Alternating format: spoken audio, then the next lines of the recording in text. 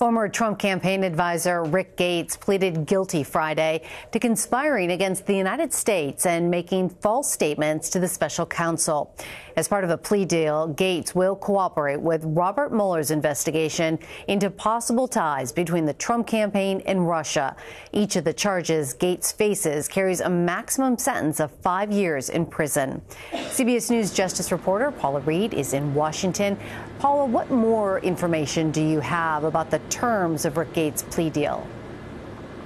We know that he has to cooperate with special counsel in order to keep this deal. Now, of course, under the previous charges he was facing, he could have spent possibly the rest of his life in prison. But under this new deal, if he agrees to cooperate with special counsel and provide them with evidence against his co-defendant, Paul Manafort, now he's facing a maximum of around 6 years in prison, and all those other charges go away. Paula, what does this mean for the special counsel's investigation overall then?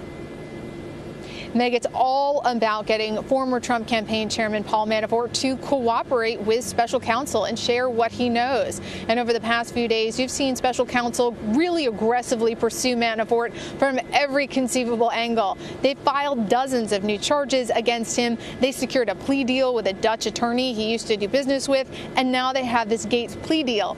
And the Gates plea deal is such a big deal because Gates and Manafort, they were charged in the same conspiracy. And now Gates can provide specific evidence about each of those alleged crimes.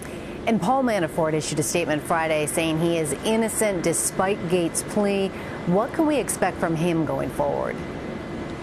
So far, he's given no indication that he wants to play ball, no indication that he wants to cooperate. Even if he's convicted, there is still that possibility of a presidential pardon. So as you noted today, he released a statement reiterating his innocence and his desire to fight this all the way through trial. Now, if he wanted to cooperate with the special counsel, he'd probably be providing evidence about two key questions. The first is what happened at that Trump Tower meeting with Russians. Manafort was there. Also, the question of why did the Trump campaign push to make the Republican Party platform more friendly to Russia? These are the kinds of questions that Robert Mueller would like answered by Manafort, but so far, no indication that he wants to cooperate. And Paula, before you go, what are the next steps in the special counsel's investigation as it progresses? Well, it's certainly been a busy week for the special counsel over the past few days. We've seen new cases come out of nowhere, and then some of these developments like the Gates plea that were expected.